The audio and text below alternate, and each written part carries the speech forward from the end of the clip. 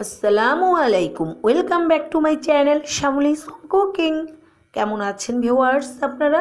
আশা করছি ভালো আছেন, সুস্থ আছেন।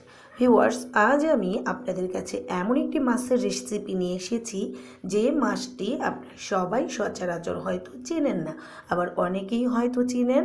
হ্যাঁ ভিউয়ার্স, মাছটি এখন নিজেকে সশরীরে সম্পূর্ণ দেখাচ্ছে, দেখুন। তো ভিউয়ার্স, দেখে বলুন তো এটি কী মাছ? হ্যাঁ, এটি হচ্ছে সামুদ্রিক কাইক্কা মাছ। ভিউয়ার্স, এই মাছটি খেতে খুব সুস্বাদু, আর এই সুস্বাদু মাছটি কিভাবে রান্না করে আজ আমি তাই দেখাবো। ভিউয়ার, চুলাতে বসিয়ে নিয়েছি একটি প্যান। এবারে প্যানের মধ্যে দিয়ে দিলাম পরিমাণ মতো তেল। এবার ভিউয়ার্স, এই তেল গরম হয়ে আসার অপেক্ষা করছি। তেল গরম হয়ে আসার পরে ভিউয়ার্স, এখানে আমি দিয়ে দিচ্ছি কিছু পরিমাণ টুকরো করা আলু। এখানে ভিউয়ার্স 3টি আলু টুকরো টুকরো করে নিয়েছি। এবারে আমি এই আলুগুলোকে একটু নেড়ে চেড়ে তেলের সাথে মিশানোর পরে দিয়ে দিচ্ছি সামান্য লবণ।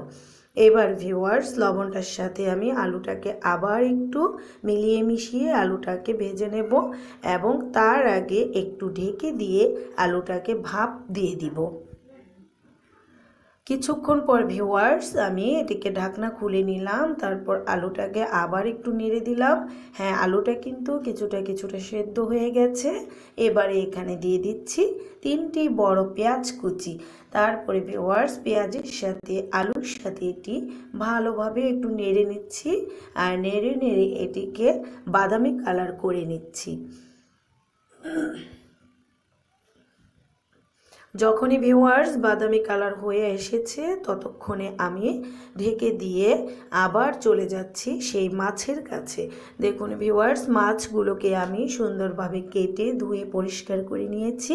ভিউয়ার্স, এই মাছগুলোতে কিন্তু আঁশ থাকে, আঁশ ছাড়িয়ে নিয়েছি, আর মাথাগুলো ফেলে দিতে হয়।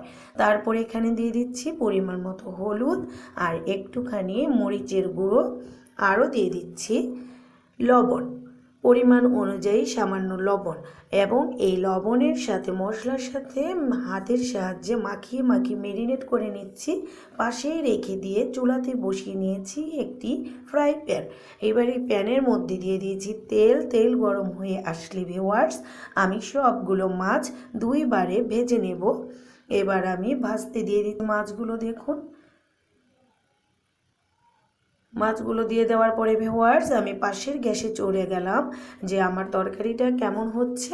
তো আলু পেঁয়াজ যখন লাল হয়ে গেল, দিয়ে দিচ্ছি এখানে 1 টেবিল চামচ আদা ও রসুন পেস্ট একসাথে। দিয়ে দিলাম পরিমাণ মতো লবণ, আমি আগেও কিন্তু একটুখানি লবণ দিয়েছি। তারপর দিয়ে দিচ্ছি 1 চা চামচ হলুদের গুঁড়া, চামচটি ভরে দিবেন ভিউয়ার্স। তারপর এখানে দিয়ে দিব আমি মরিচের গুঁড়া 1 চা চামচ, এবং আপনাদের ঝাল পরিমাণ বুঝে যে যেমন ঝাল খাবেন তেমনই দিয়ে দিবেন। তারপর ভিউয়ার্স, মশলার সাথে আর আলু পেঁয়াজের সাথে একসাথে আবার একটু তেলে ভাজা ভাজা করে কষিয়ে নিচ্ছি। এই কষানোর পরে ভিউয়ার্স, এখানে আমি দিয়ে দিব কিছু পরিমাণ হালকা পানি। অল্প একটু পানি দিয়ে আমি এটিকে আরও ভালোভাবে কষাবো। মশলাটার কাঁচা গন্ধটা যেন দূর হয়ে যায় এবং তেল ভেসে যখন ওপরে আসবে, ঢেকে দিচ্ছি আমি কিছুক্ষণের জন্য। আবার ফিরে আসবো ভিউয়ার্স, একটু পরে চলে এসেছি ঢাকনা খুলে নিতে।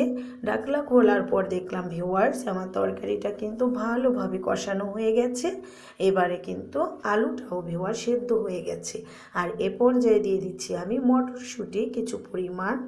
ভিউয়ার্স, মটরশুঁটি হাতের কাছে না থাকলে এটি স্কিপ করতে পারেন, এমনকি আপনারা সিমের বিচিও দিতে পারেন।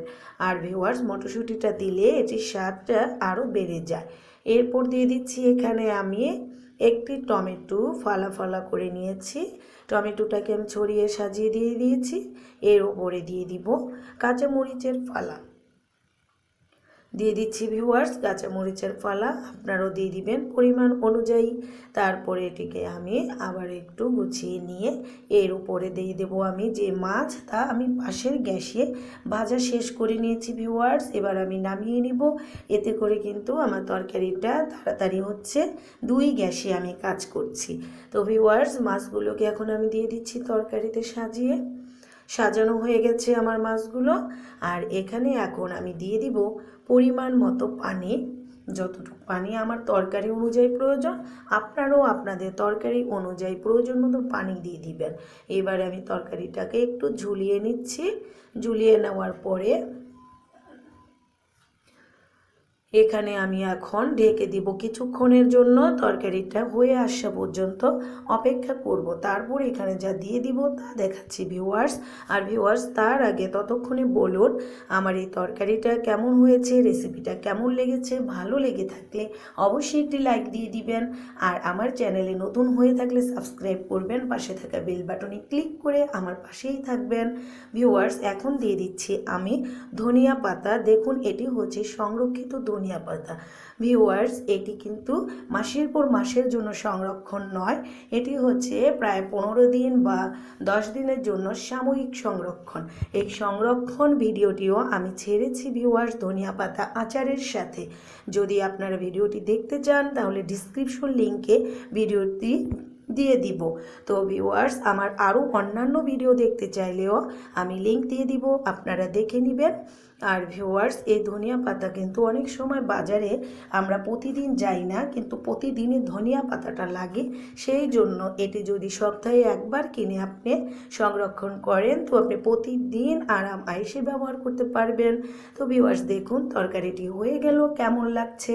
তো ভিউয়ার্স, আজ এখানেই শেষ করছি। Bye bye.